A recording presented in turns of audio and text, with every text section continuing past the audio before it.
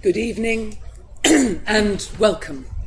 I'm Jane Davidson, and for 12 years I was privileged to be a minister in the Welsh Government. And as part of that role, I had the responsibility of looking after sustainable development in Wales, because sustainable development had been built into the constitution of the new National Assembly for Wales back in 1999. Now, those of you who come from Wales may not have noticed a great deal of difference in terms of the way the government operated, even though built into that constitution was this principle that the Assembly and the government should promote sustainability in everything that they did. And in 2010, just before I left government, I arranged an external review of what the government was doing. Was the government behaving any differently as a result of having the duty to promote sustainable development? What do you think the answer was? No. There was a separate review excuse me. There was a separate review that was carried out by WWF looking at whether or not the ministers in the government, so this is getting pretty close to home here, whether the ministers in the government were delivering on their own commitment to put sustainability at the heart of what they did. And although I was pleased that I came out pretty well, I didn't come out well enough, and I came out a lot better than anyone else. So quite clearly, in 2010, it became absolutely clear to all of us that if we did want to deliver on the aspirations of the people who set up the National Assembly for Wales, that actually having a duty to promote sustainable development was not enough. We needed a duty to deliver on sustainable development. Now, I'd already fallen in love with dolphins in West Wales and had decided to leave government and go back to where I first started teaching in West Wales. But I left with a commitment in the Labour Party manifesto at the time to create a Sustainable Development Act. Some of you will know that it's now become the Wellbeing of Future Generations Act, a much better title. And in that act, there would be a number of core components.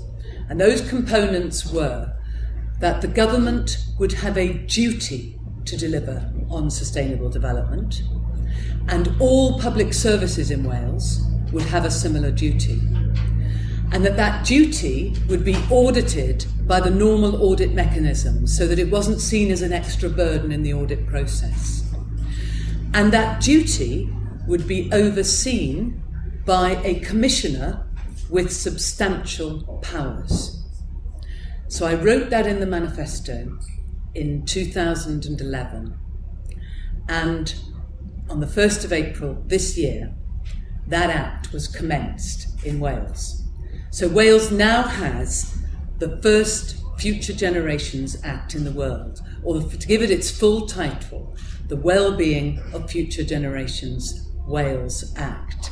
And more importantly, for this session that we have here today, we don't only have an act, but we have the Commissioner with powers, Sophie Howe. Now the Act, I'm just going to give you some numbers for the Act, because the Act is very, very new. 1st of April of this year, it was commenced. I think it's terrified the daylights out of most public sector organisations in Wales. They now have to work to one principle. They have 2 years to prepare plans. They have to deliver on 5 ways of working. They have 7 goals linked to sustainable development goals. There are 44 organisations involved, including new public services boards operating in every local authority area in Wales. And the government has defined 47 indicators. So just think of all those numbers. And here you are, ladies and gentlemen, one commissioner who is now the person responsible for delivering on the Act, which I was proud to be a midwife to. So, Sophie, does that make me the health visitor? How are you going to do it? Okay, that's a really big question. It's a huge privilege to be here, and obviously to be here as the first Future Generations Commissioner for Wales, first Future Generations Commissioner in the UK, one of a very small bunch across the world. There are 8 similar roles across the world.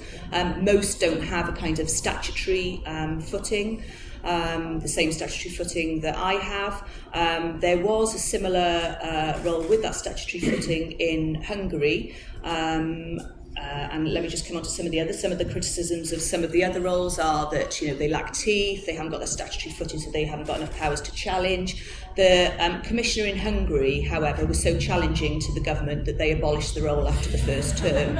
So that'll give you an idea of some of the tricky issues that I've got to navigate here.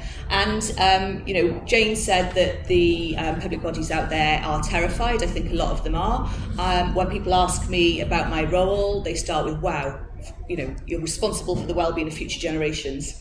That's quite a big thing. I say I'm about 80% excited about it and about 20% terrified. But I think a bit of terror never hurt anyone.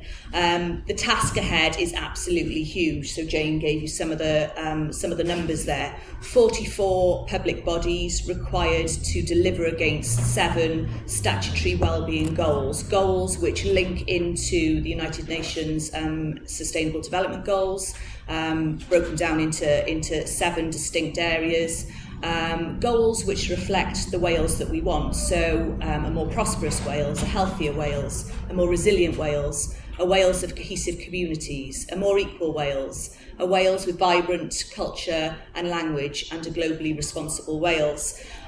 So those goals are what our 44 main public bodies, including all of our health boards, all of our local authorities, significantly the Welsh Government, are required to work towards. And my role is to both identify what those big issues are for the well-being of future generations, to both support public bodies in delivering against those goals and the 5 ways of working defined within the Act, and to challenge them as to how they're doing that and whether they're doing that. So I guess that makes me, I can kind of conjure up a vision of this, a sort of Russell Grant come Mr. Motivator come Judge Judy, kind of all wrapped into one. And all of this when the eyes of the world are upon us. So when the Act first was passed in the National Assembly, the United Nations said, we hope what Wales is doing today, the world will do tomorrow. And that's the first part of the quote. It's most widely used. Obviously, it celebrates what Wales has achieved here. But actually, there's a second part of that quote, which is least well used, which I think is the most important. The second part of that quote is, action, more than words, is the hope for our future generations. So we have the words in the legislation. Now we need to transform those words into action.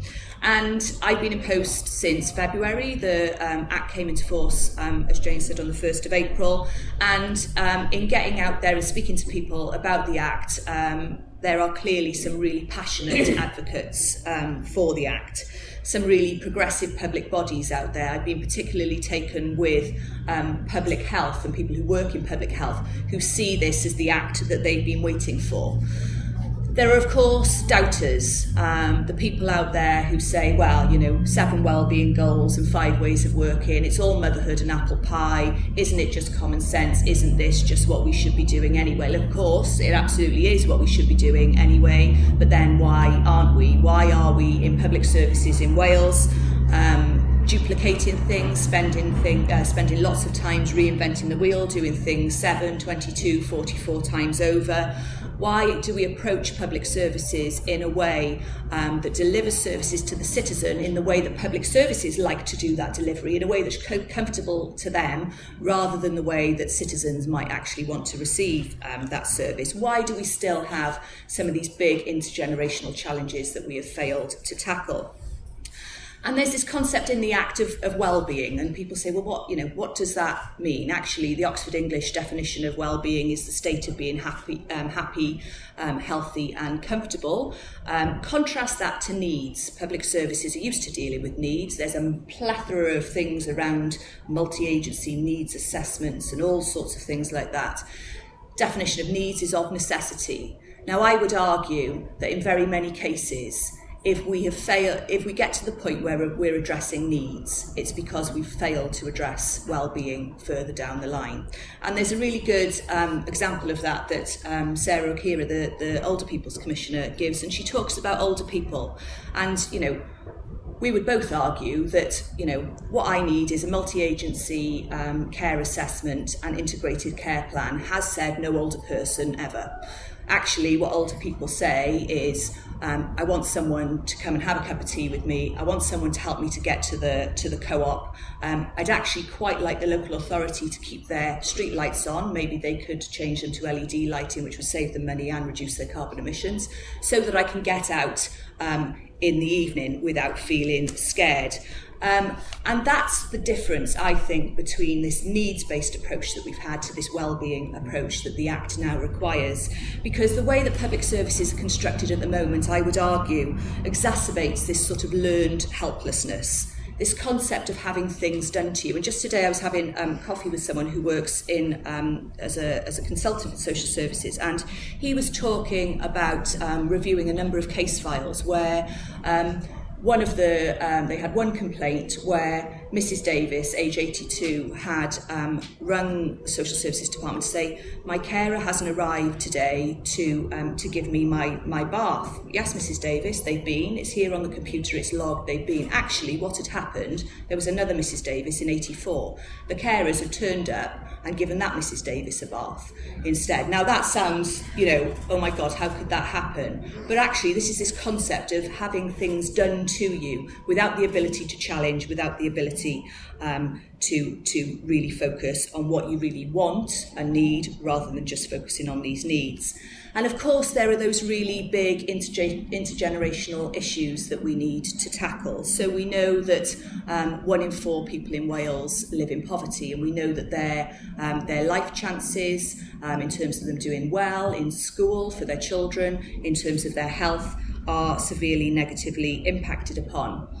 We know that we have an ageing population, so currently 1 in 4 of our population are over the age of 55, and in less than a decade that will become 1 in 3. So what does that mean about how can we help older people live happy, healthy, fulfilled lives, actually be contributing, being seen as a section of society who are making a massive contribution to society, rather than being seen as a drain on our public services? We know that 14% of our children have experienced 4 or more adverse childhood events. Adverse childhood events, or ACEs as they've become known, are defined as living in a household where there's domestic abuse, where there's substance misuse, whether there's mental health problems or parental separation or incarceration. And we know that the life chances for those children who've experienced 4 or more ACEs are severely negatively impacted upon. So those children are 20 times more likely to end up in prison. They're 8 times more likely to have a teenage pregnancy. They're 15 times more likely to have used crack cocaine. In other words, they're considerably more likely to adopt those health-harming behaviours and make themselves become they become the adults who are going to end up sucking up our limited public services resources into the future. And of course, obesity, another issue. 58% of our population, of adult population, obese. Worryingly, 26% of children overweight or obese. And of course, one of the biggest challenges that we have facing us is around climate change. Now, I'm not a climate change scientist. I wouldn't have previously described myself as an environmentalist per se. However, what I am is a mum. And what I have come to learn, or what I know about climate change, and particularly have come to learn since taking up this post, makes me fear for the future of my children. So 2015 shattered all records since 1850 in terms of being the hottest year. May not feel like that living in Wales, but that is the reality of it. And we need urgent action right here, right now, if we are to stop the climate chaos that is coming our way, and significantly if we're going to meet those obligations that we signed up to in Paris last year. So we know all of this stuff. So why aren't we doing something about it? Well, I think public services are complex. Bureaucracy in public services has become a monster. The response to a lot of problems are we'll have a strategy for that, a process for that, a framework for that, and that will fix our problems, instead of putting the citizen right in the centre of what we're doing. And the Act sets out 5 ways of working that we expect public bodies to adopt. So we expect public bodies now to be focusing on the long term rather than just dealing with the here and now. They need to understand what the issues are going to be for them and their communities in the long term. They need to be focusing on prevention, again, rather than just picking up the pieces here and now. And we see this consistently in terms of hospital admissions. If you look at the nighttime economy, back where I live in Cardiff, there will be several thousand young people going out drinking this evening, and a fairly significant proportion of them will end up either in the alcohol treatment centre or in A&E, sucking up those resources. What can we do about actually preventing that problem from occurring in the first place, whether that's in terms of minimum alcohol pricing or whether that's in terms of education and various other things? How do we integrate and collaborate? So public bodies are often working within their silos, and if you ask the citizen, they will say, actually, I don't care what service you're from. I want you to provide me with a service or help me live the life that I want to live. So that's where I think involvement is actually one of the real crucial principles in terms of those 5 ways of working. So we need to deconstruct the process and we need to get back to people. We need to encourage activism. Last month we saw thousands of activists from Reclaim the Power invaded not far from here actually, the UK's largest open cast mine. And some of that example in terms of that activism is really important, but actually the issue that they were campaigning around there is also symptomatic and emblematic of some of Wales's current and future issues. So there were a couple who have led the Frossafran local action group there, a couple called Alison and Chris Austin. They've been leading the campaign there for environmental and social justice. And it's really important that we encourage that sort of activism, because I am one commissioner, as Jane said. There's no way that I am going to be able to challenge all of the public bodies in the way that they need to be challenged on my own. So we need that sort of grassroots community activism. But there's another couple who have been impacted by what's happened there in Frossafran, a couple called David and Susan. And David worked in the coal mine, and for a while the income that he gets from that is enough to keep his family afloat. But actually, in terms of his longer term prospects, the dust and pollution that's come from that site is far more likely to lead him to having a chronic lung disease. He already lives in Merthyr, where life expectancy is 389th out of 404. So those sorts of factors are already contributing to a high degree of possibility that David already has a health condition. If he has those health conditions, he's unable to work, he's far more likely to succumb to depression. If he has depression, often you see a toxic trio of issues emerging: depression, substance misuse, domestic abuse.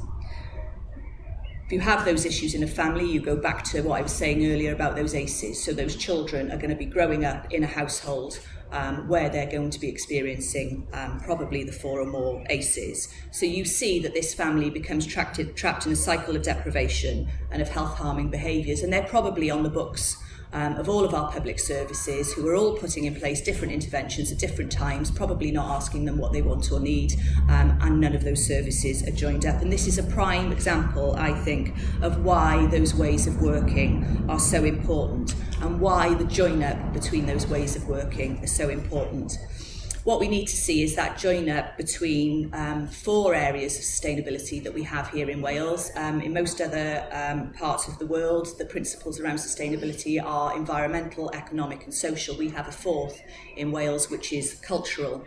But we need to see that kind of join-up between each of those pillars, if you like, of sustainability, so that environmental issues and the benefits of our environment and the beauty of our environment become as important a driver to how we do business in Wales as the economy.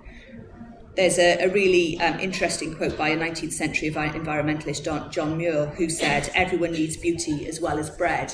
So the drivers of economy driving everything we do, there's this factor around, it's all about GDP. We need to fundamentally change that, and we need to look at things through the lens of those 4 pillars of sustainability and how we can maximise our benefits for our current generations and our future generations in terms of the economy, in terms of the environment, in terms of the social context, and in terms of protecting that cultural heritage here in Wales. Okay. I think that's probably enough to say for now. And I think that's really interesting is that you've identified a whole range of areas there that require joined up thinking. So in terms of how we make the Act real, because you said yourself that a number of people are saying this isn't necessarily a Wellbeing Act, this is a well-meaning Act.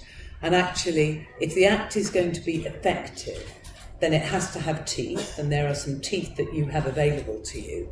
But it's how do we make it real in a meaningful way for children and grandchildren, so that actually people can see that the Act is starting to make a difference. And how do you, as the first commissioner, whatever you do will set the precedent for how the Act is delivered in the future. So how do you, as the first commissioner, determine where to intervene to make the Act real? Well, I think that's one of my biggest challenges, because there isn't, 44 public bodies. Those goals that I listed to you there cover all policy areas. So there isn't a thing that doesn't have some connotation or some link to the well-being of future generations. I was tweeted quite heavily by a couple of weeks ago by a tree in Penarth in Cardiff, I was quite impressed by the ability of this tree to send me messages on Twitter, but it was asking me to save it because it's about to be cut down. And of course, there's an implication for the well-being of future generations there, isn't there, if trees are cut down. But the trick to this will be to identify those really big issues that are significant in terms of the well-being of future generations. And I think, I've highlighted a few there. I'm about to commission a piece of work to give some academic rigour to identifying what those key issues are. But I also think there's something around, start by looking at, what's already been done, because, they say best practice doesn't travel well, and there are pockets of really good things going on already in Wales, and yet they're not necessarily being translated to other public bodies or other parts of the country. So we have, for example, in Merthyr and RCT, we have a multi-agency safeguarding hub, bringing all of our different public services together to intervene early in families, with families in need. We have an energy efficiency scheme, which I think, Jane, you set up, did you not? Which provides insulation to homes, targeted towards our sort of most vulnerable or our poorest communities. Actually, if we think about how we take that really good policy, which is both helping to reduce energy, so therefore it's helping to reduce our carbon emissions and keeping warm, how can we take that a step further and link that into other public services? So we know, for example, that older people are most vulnerable to the cold. Many older people will have a spell or sometimes several spells in hospital during those winter months because of the cold. A spell in hospital can cost up to £10,000 a week. Actually, what if our doctors and our district nurses were able to prescribe heat instead of prescribing medication? So you direct your energy efficiency schemes to insulating people's homes, keeping them out of hospital. So more like kind of exercise on prescription and actually taking a really lateral approach. Yeah. So if you're already thinking then that, what a sustainable Wales might look like is going to have a qualitative improvement in the well-being of people's lives.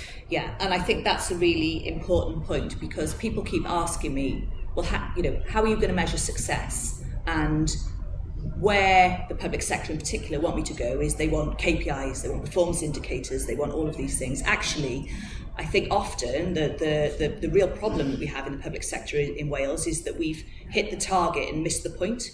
So we can, we hit our KPIs and our performance indicators, but actually what difference does it make to people? What is the change that has happened? And are they the right performance indicators in the first place? Are they going to actually direct us towards the well-being of people rather than those immediate needs? So I don't think that KPIs on this are the way forward. We have those 46 national indicators, which are population level indicators, which will show us across a range of measures how we're making progress across the Act. But ultimately, we need to align that with some qualitative information about how public bodies are doing and how that is making a real difference to people in Wales. And your office, in the way that the Act has set up the role, has the opportunity to intervene in everybody's plan, don't you?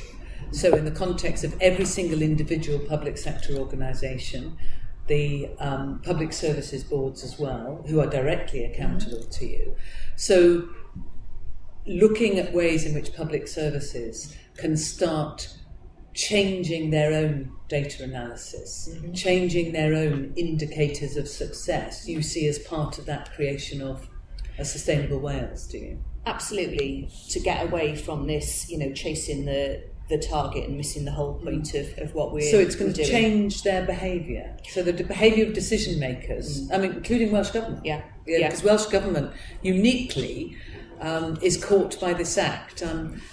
When I suggested that Welsh Government should also be accountable to the Commissioner, of course I'm sure the National Assembly was delighted to put that particular recommendation through. But it's really unusual because normally governments make legislation that does things to other people and not to themselves. So there's a huge learning curve, isn't there, for Welsh Government as well as the other public sector organisations. So how will we recognise that the Act has changed the behaviour of decision makers? Well, I think that we need to see how decision makers, so collaboration and integration will be a real key one, and those are things that you can fairly easily measure. How well are public bodies collaborating with other public bodies to deliver sensible, coherent, citizen-centred services? That's something that is relatively easy to test. To what extent have they shifted towards prevention? So there are a whole, plethora of examples whereby we're just dealing with, the problem here and now. To what extent are they shifting their resources in particular? And that's always a difficult one. We talk about, community care, for example. Does that mean shifting the resources by closing a care home? Those are difficult kind of political decisions for people to take. But I'll be wanting to see that incremental in some areas and fundamental in others shift quickly towards that sort of preventative approach. But I think focusing on the Welsh Government, and I've worked in the Welsh Government previously. In fact, I've worked in most public sector organisations, local authorities, more recently the police service. And from my experience in those public services, cultural change within those organisations is going to be really crucial to making this Act work. And I would say that from my experience in those organisations, I've been thinking about 5 types of people who work in the public sector and how we use those people to make the changes we want to see. And those 5 types of people are, the first category I'm calling the frustrated champions. So these are the people who kind of get what we need to do. They get that we need to shift from what we're doing here and now to prevention. They get that we need to integrate and collaborate. But the process, the bureaucracy, the budget, the fact that that's in someone else's department, not yours, that frustrates them. Then there's what I'm calling the busy people. They're the people who kind of get what needs to be done, but quite frankly, they're too busy doing what they're doing now to make that change. There's a third category, which I'm calling the mad activists. I probably put myself in this category, who are the people who are probably going to bulldoze through the process and the bureaucracy and get things done, but they've actually forgotten or they haven't checked that there's probably a similar piece of work going on somewhere else and they haven't linked that up, and so they may well be duplicating. Then there's the people who've had a kind of bureaucracy implant, so they think that by setting a strategy, framework or process, their work here is done and the world is solved. And then there's the people who don't get it and don't want to get it, and quite frankly we can't afford to have people like that running our public services, considering the challenges that we face. So, but if you look at organisational cultural change, and if you look at Maloney's theory, which says if you change, you get 16% of your organisation on board, that becomes the tipping point for that cultural change. So I would say that in those first three categories, there's some work to be done with those people, but that surely must give you that 16% and vastly more within our public sector workforce who want to make that change and who can become the army who will actually see that cultural change driven through and help us to embed the Act. Yeah. No, I think that's really important, because we've certainly found in the university, I run an Institute for Sustainable Practice in the University of Wales, Trinity St David, which operates in southwest Wales, in Carmarthen, in Lampeter, in Swansea, Cardiff, London, and partnership with two colleges, Coleg Sir and Coleg Ceredigion, in the counties of Ceredigion and Carmarthenshire. And we identified champions, because although we're not caught by the Act as an individual university, although our funding body is the Higher Education Funding Council for Wales, we were determined to be ahead of the Act. And we have champions throughout the university, and that has enabled us to develop the right kinds of cultural change with support from the Vice-Chancellor, from the governors, from senior management, and from students. So our curriculum's changing, our campus activity has changed, the culture of the organisation has changed, and our external relationships have changed. So the Act is a real opportunity as a mission or permission to think differently, isn't it? Absolutely. And that's what I've been saying as I'm talking to various different workforces within the public sector. For those frustrated champions, actually this Act gives you permission. It gives you the permission that you've been waiting for, and please, come along and help us challenge. And what I would say as well, in terms of the, how we build this army of people who are going to help to make this Act real, the third sector are absolutely crucial in that, not least because they hold a huge amount of information and evidence of where things work, where things are not working, and how to make changes. Also because they tend to be a lot closer in very many cases to real people, so understanding how real people are living their lives and what real people need.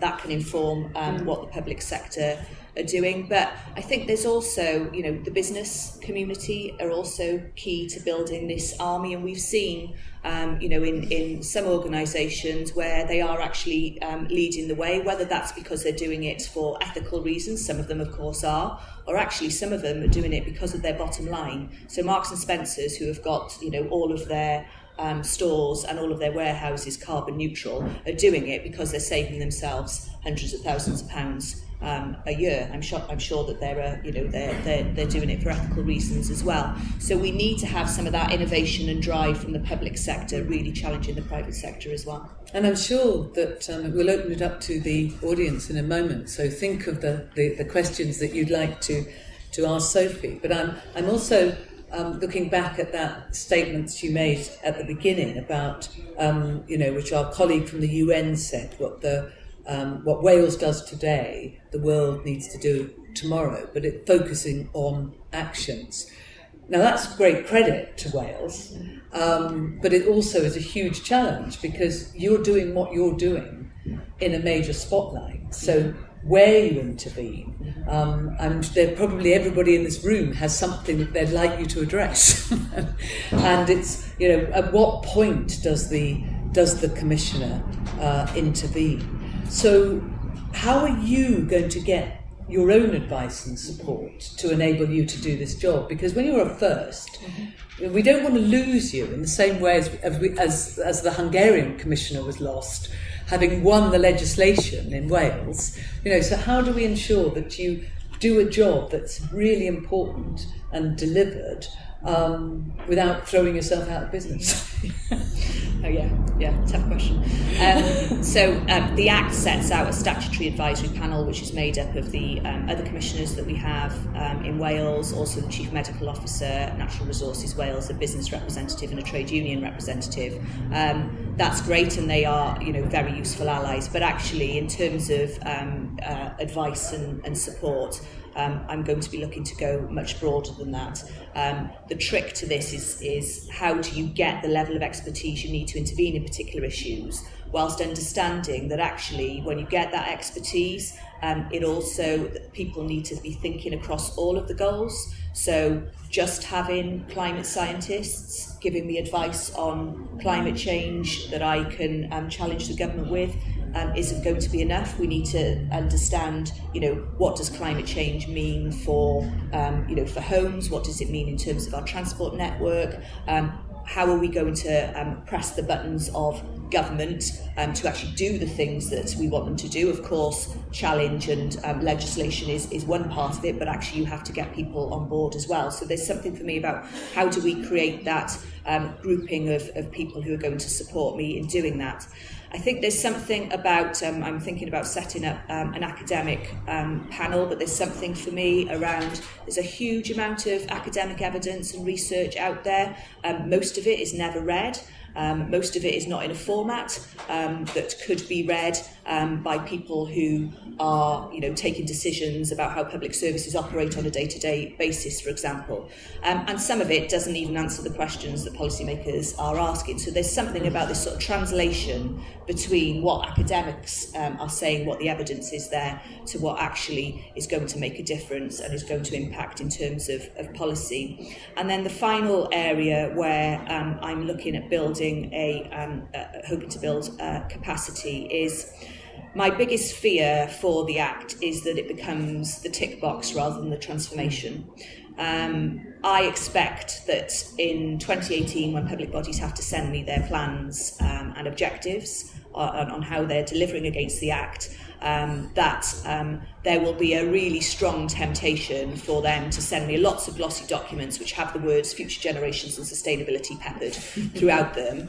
Or a particular favourite, as I was mentioning to you earlier, that I've seen so far is where one public body have taken some icons which were in a guide to the Act, so the icon for prevention and the icon for something or other else, and put them on each page of their plan. Actually, the words on the plan don't even relate back to the pictures, and I've kind of had to point out to them that I'm probably not going to be fooled by that. But there's this real sort of issue there. So I think that we cannot expect public bodies to say, by April 2018, we've done Wellbeing and Future Generations Act. If they tell us that, they're likely to be lying.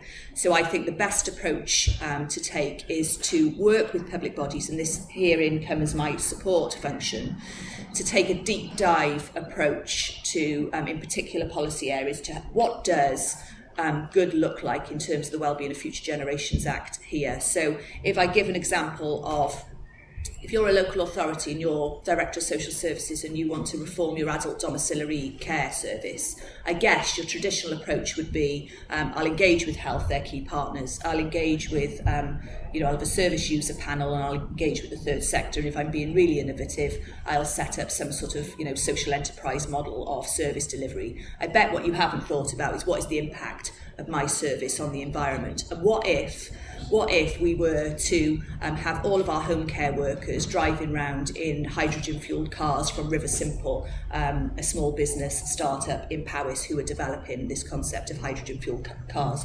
What if, so that's contributing to a more resilient Wales, what if we were focusing in our service on how do we promote a more equal Wales? So we might consider how in our contracting arrangements we're looking at low-paid female workers who tend to be the workers in our care service. What if we're looking at a more cohesive Wales? Are we building an army of volunteers and using older people, for example, as part of that sort of voluntary base to actually help deliver that service? So I'm hoping to bring together some work around deep dives into particular policy areas, and to build into those what I'm calling the unusual suspects. So people who come with a completely different perspective and are going to help public bodies to maximise their contribution across all the goals. So your deep dives will be taking a really new look at a wicked issue by looking at it through a sustainability lens. Yes.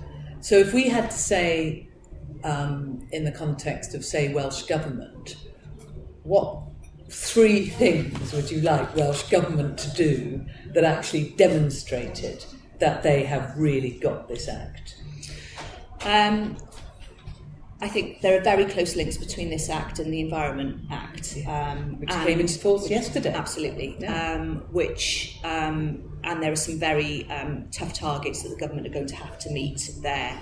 I think in terms of those obligations in the Environment Act and our obligations to meet those commitments on climate change, I think they are the least well understood by the public sector as a whole, and I think the government really needs to show some leadership there, not just from its natural resources or environment department, but actually right across the government. So I'll be wanting to see how they're thinking about carbon budgeting, which of course carbon budgets will be prepared as part of the requirements of the Environment Act across all areas. So if we are, the city deal in South Wales is a good example of that. How are we building carbon budgeting and carbon, factoring that into the approach that we take in terms of the city deal and in terms of the metro system that's proposed?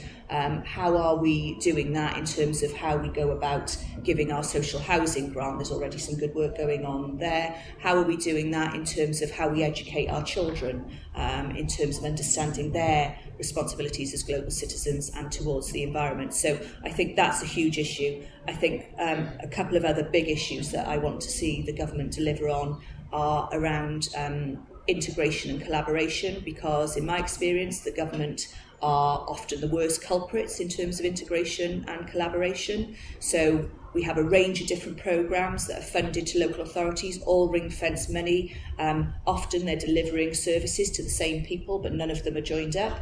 Things like Communities First, like Families First, like Fly and Start, I want to see all of those services joined up. And I think a big focus around healthcare. The health of our nation is one of our biggest challenges. Obviously, our industrial heritage has contributed to that, but we need to shift from being an ill health service to being a health service, and that focus on preventative healthcare.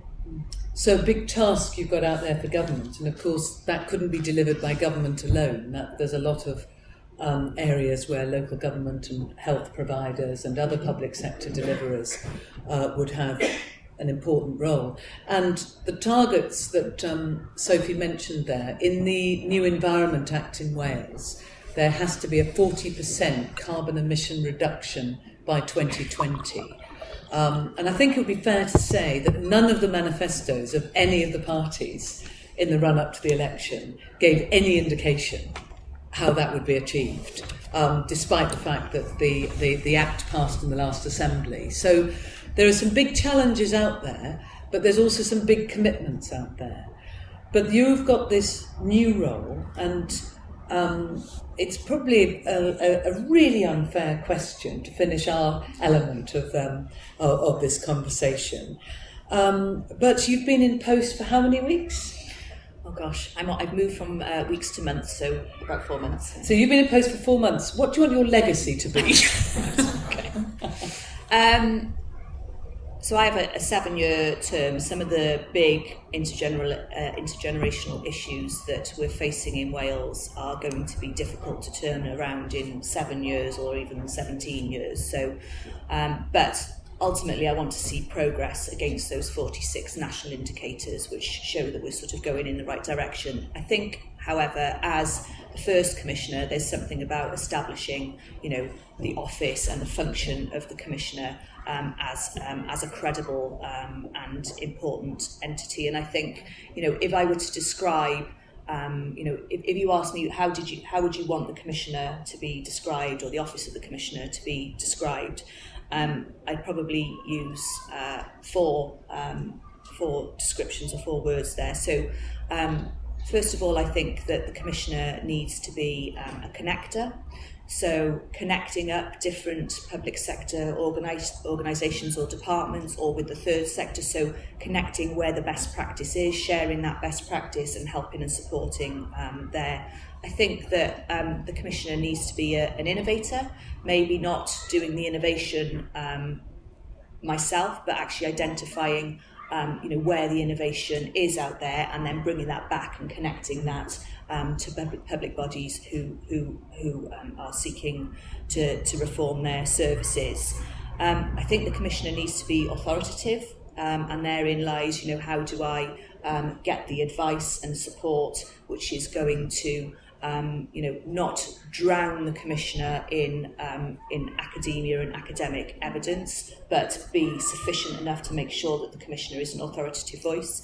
And finally, and this is my personal favourite, I have acquired a team of staff who worked in a programme called Cynefin, which some of you may have heard of, but if you haven't, it was a programme that worked in 11 different places across Wales, and they were essentially doing place-based sort of coordination and involvement. So they're identifying what people in those communities wanted and how that could be translated to public services. And when I asked a member of the team who'd been working in that, so how would you describe your work? She said, well, I'm kind of like a local disruptor. I said, well, what do you mean? And she said, well, she said, it's a bit like that skit, where the gas board comes along and digs up the road, and then the electricity board, am I still calling them boards? It shows how old I am, doesn't it? Comes along and digs up the road the following day. She said that's what's happening in communities. So nobody's asking the community if they want their road dug up or if they want their an electricity line here or what have you. But it's being done to them, and nobody's joining any of it up. So she said, so what I see myself as is sort of almost disrupting the public services to get them to focus on that. So I think I quite like the idea of a national disruptor. Posing the why are we doing this question, why are we doing it in this way, asking the so what, so what are the outcomes of this for real people, and then also posing the what if we did it this way? Could we maximise the outcomes for people? Could we maximise those contributions to the Wales that we want to see? Well, thank you all very much for coming to this session. I love the idea of Sophie as national disruptor. I might have it on my business cards. I think we need to give our new national disruptor a lot of support to ensure that the opportunity to think differently is taken in Wales. I came into politics 20 odd years ago, coming into politics because I felt that the government of the day knew the cost of everything and the value of nothing. And I think the danger is that we've now reached a point whereby the way in which we assess the delivery of services is heading back in exactly that territory. So there are many tick boxes, we have a lot of data, but what are people doing to enhance the quality of everybody's life? And I know in this room there are a lot of really good projects that people would like to see happen that are absolutely focused on the well-being of people's lives. So watch this space if you're in England. You took my carrier bag charge and you made it your own, and apparently the Daily Mail was the one who did it. So I'm hoping that from this session in Hay, that what Wales will do today, at least the rest of the UK will want to do tomorrow, because actually it will be about joining up services with the interests of the well-being of the communities at its heart. So ladies and gentlemen, thank you for attending, and a huge thank you for the frank interchange we've had with Sophie Howe, our new Commissioner. Thank you, Sophie.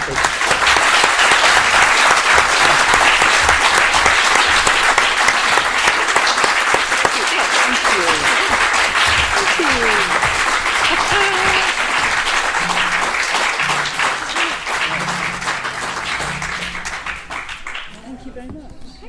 That was great, wasn't it?